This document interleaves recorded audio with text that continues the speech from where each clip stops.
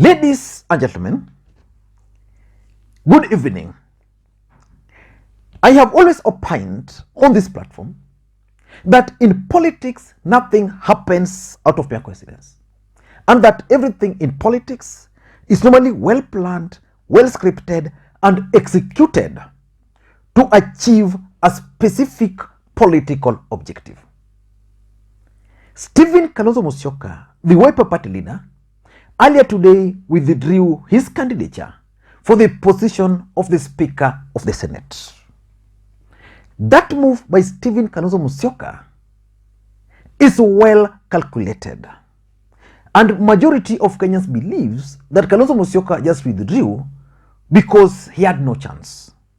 So in this video, I want to show you guys the real secret behind Stephen Kalonzo Musyoka's withdrawal from the race of the Speaker of the Senate. But before we do that, in case you are watching this channel for the first time, I want you guys to take a second or two, click that subscribe button so that next time we produce a video like this, YouTube will automatically notify you. And to the subscribers, I want to continue thanking you guys for your continued support, because without that support, this channel cannot be where it is. Now, let us get to the main issue, and I want to be very brief, straight to the point. First of all, allow me to congratulate Amason Kingi for winning the seat of the Senate overwhelmingly. Amason Kingi won by getting 46 votes out of 67, which means only 21 senators did not vote for Amason Kingi. That's significant because Azimio has 22 senators, and if you add to the nominated, the number goes up. But from what I can tell you, the coast senators voted for Amason Kingi. That can be understandable. And the Wiper senators also voted for Amason Kingi. Azimio had earlier planned to stage a walkout. In fact, what they wanted to do was that they would go to the House, and once the voting is set up, then they were going to stage a walkout. But because of the senators from Coast and Wiper, that walkout did not have any meaning, because for you to win the Senate, you need to have 2/3. If the entire Azimio had walked out, Amason Kingi was not going to garner that, and probably lobbying was going to be initiated again. But Stephen Kalonzo Musyoka's move to withdraw actually caught majority of senators, especially the Azimio one, by surprise.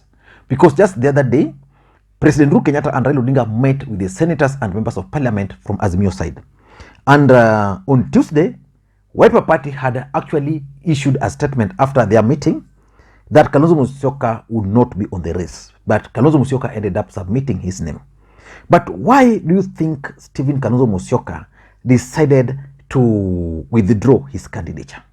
Because that's the main thing. Kalonzo Musyoka was Raila Odinga's running mate in 2013 and 2017.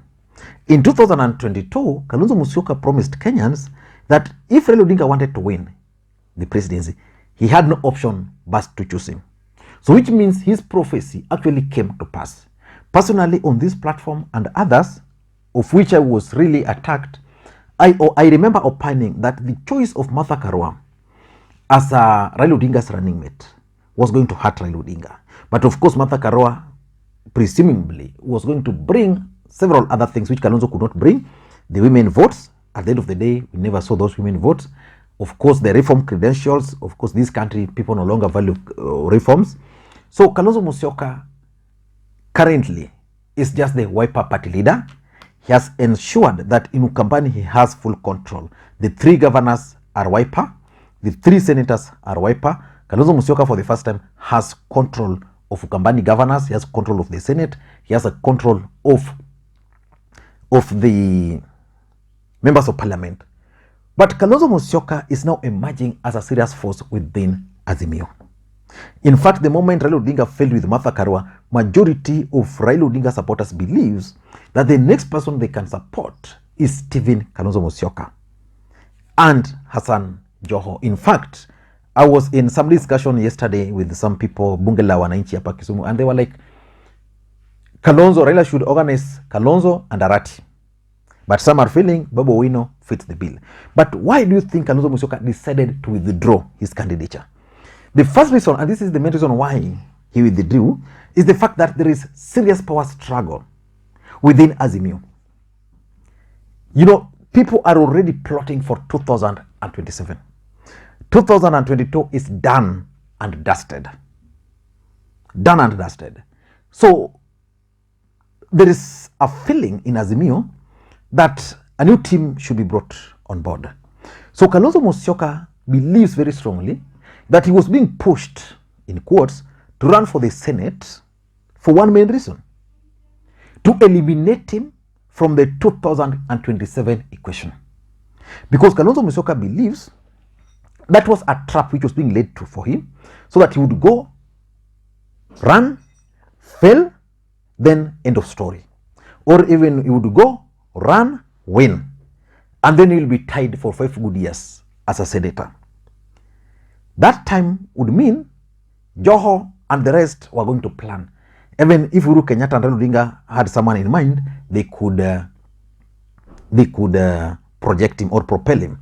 So Kalonzo Musyoka strongly believes, and this is why he decided to withdraw, and that's why Wiper were also putting pressure on him not to contest. He believes that the fact that Raila Odinga is now not there, he has that chance of steering the Azimio to the next level. If he were to become the Speaker of the Senate, he would, in most cases, work with the government. He would try to be neutral and something like that. So Kalonzo Musyoka decided that for him, it is a matter of life and death in 2022. So he's now decided he's not going to go for the Senate. He has the 3 governors. Kalonzo Musyoka has the senators. He has the Ukambani, and he has his party. He's preparing for 2027. For those who remember, Kalonzo Musyoka stated very clearly that he was going to follow the footsteps of William Ruto. After the election, he was going to start campaigning for 2027. That's exactly why Kalonzo Musyoka decided to withdraw. What most Kenyans don't understand, which is his nature, is why he applied and then withdrew. Kalonzo Musyoka, in most cases, has an issues with how to make decisions, and that's why most people call him watermelon. Number 2, Kalonzo Musyoka wants to be the face of opposition. He wants to lead opposition in this country against Ruto specifically, because Kalonzo Musyoka believes that Ruto became the president of the Republic of Kenya because he opposed President Uhuru Kenyatta. And the main reasons why Kalonzo is doing this are 2. Number 1, he wants to build his bid, 2027 bid, which means if he can play his role as an opposition leader, let's say, because Raila Odinga, you know, is now aged, most people think that he deserves to rest, he should give Kenyans now the space. So Kalonzo Musyoka believes that if he can play the opposition role well, he can use that to build his 2027 bid properly. And he also believes that by taking up that role, he will be able to persuade Raila Odinga's stronghold, the Luo Nyanza, the coastal region, Western, to his side. He believes he can rally them because these people are not happy with the fact that Raila Odinga was defeated. They're not happy that Ruto won, and they're not happy with whatever is happening. So Kalonzo believes that for him to build his bid, for him to win the support of the Luo nation, he must take the role of opposition seriously.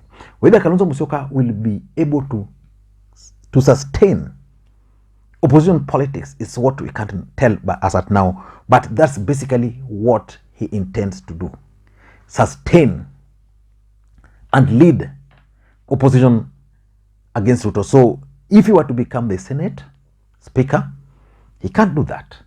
So that's why the Wiper were like, okay, go outside there, forget about this seat, focus on the presidency because there's a chance. How can Kalonzo become the president of the Republic of Kenya? If he can win the support of the Luos, if he can win the support of the coastal region. And I want to make a prediction here. If you've been following William Ruto and his latest moves, I think Ruto believes that the mountain might betray him, or there might be a fallout. So William Ruto is now focusing more, for example, in coastal region and in Western Kenya.